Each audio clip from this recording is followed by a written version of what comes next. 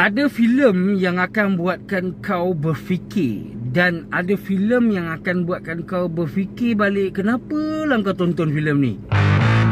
Hai, Assalamualaikum dan salam sejahtera, bersama saya lagi Abang Beruang. Tontonan yang ditonton konon-konon untuk review pada hari jadi.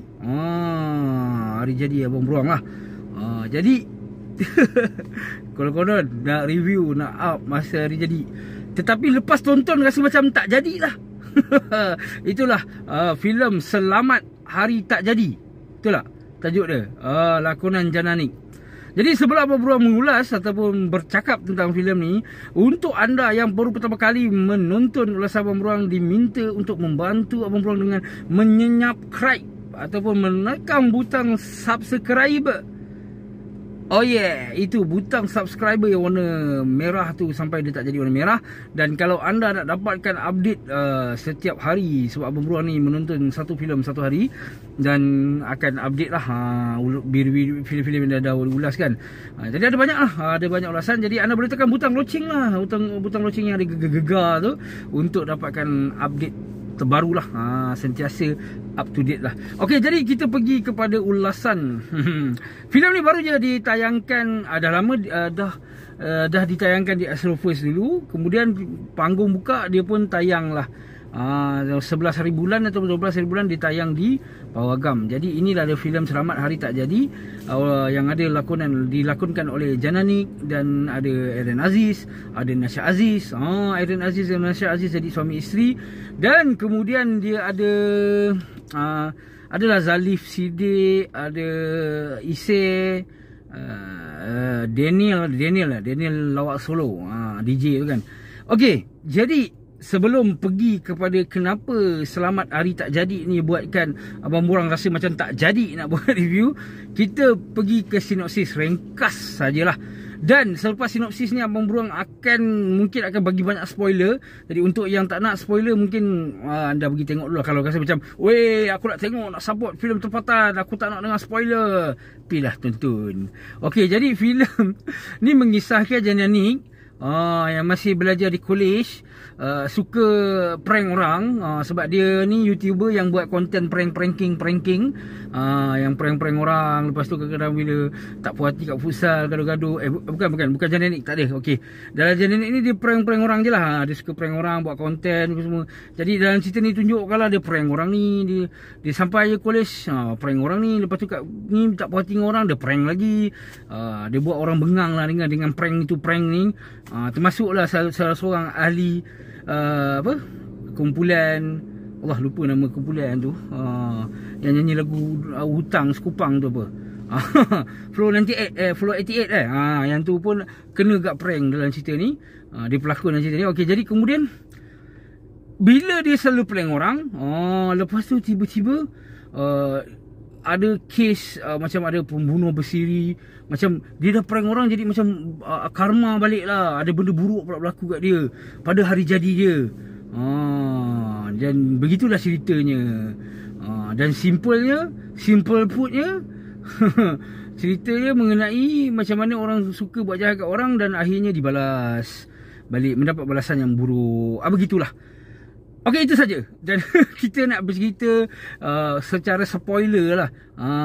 Jadi cerita ni, dia cerita macam ada unsur misteri, bukan misteri, thriller lah. Macam thriller sikit, ada komedi tak tentu arah apa benda kan, gelak, huha rio sikit, kemudian dengan lakonan yang bad.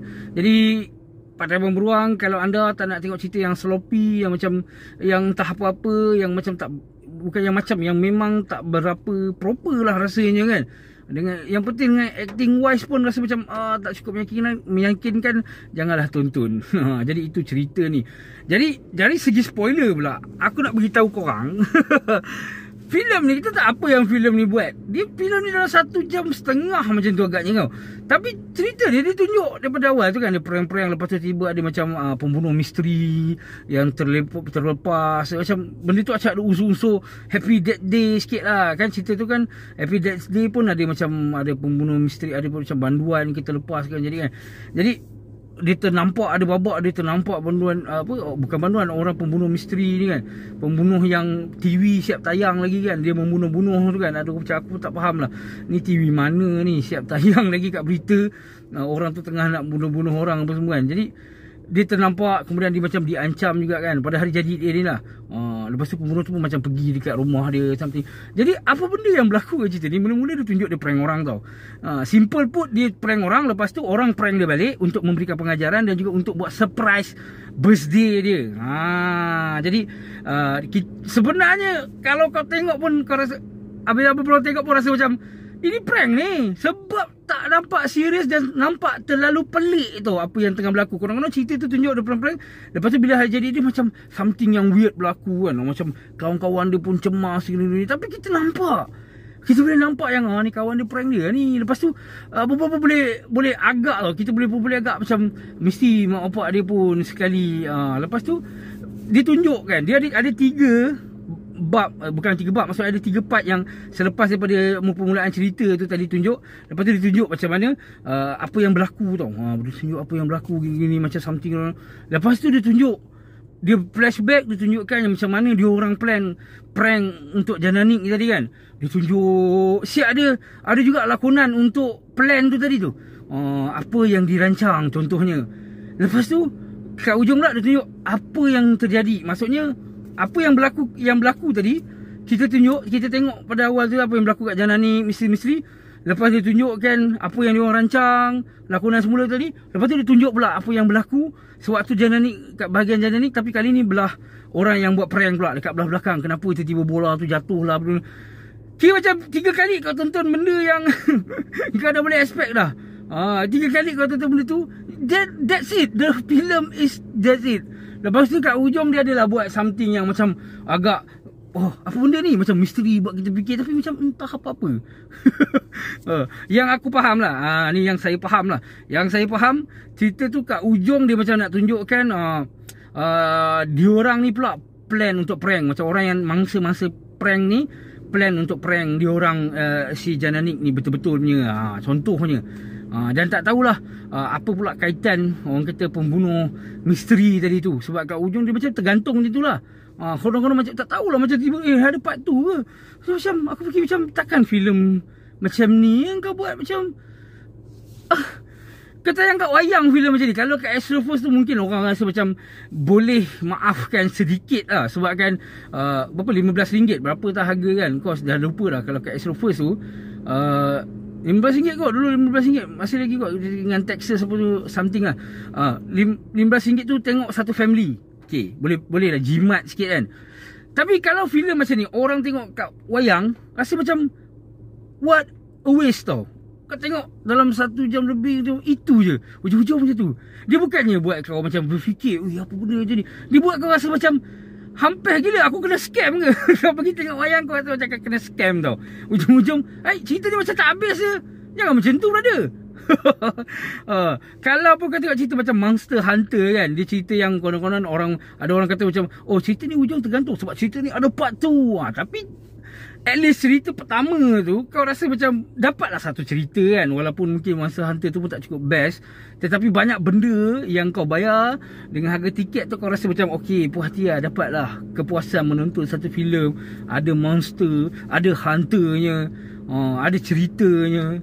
Walaupun cerita tak best, tapi ada cerita je. Yang ni dia macam apa cerita? Macam tu. Dia bukan ada cerita, tak ada cerita. Dia macam apa cerita? Itu je. Macam rasa macam alamak, macam ni je. Takkan macam ni je brother. Macam tu kan.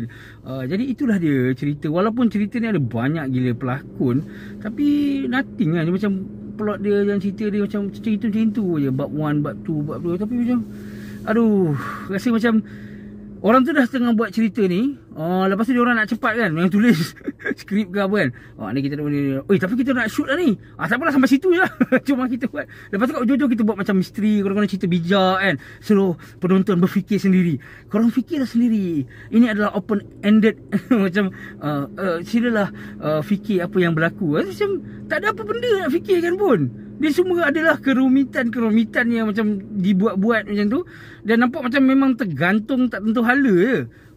Itu saja yang abang borang boleh katakan tentang filem Selamat Hari Tak Jadi yang buatkan Abang rasa macam tak jadi nak review, tapi review jugalah. Mana tahu kan boleh menyelamatkan orang daripada kira macam tonton 10 minit punya review ni boleh menyelamatkan anda daripada RM10 ataupun lebih. Lebih kan, tiket makin mahal kan.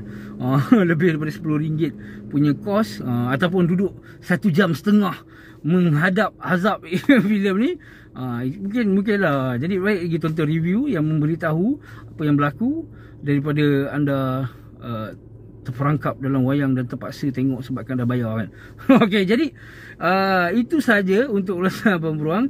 Bukan ulasan sangat pun, nak bercerita je lah tentang pengalaman menonton Selamat Hari Tak Jadi.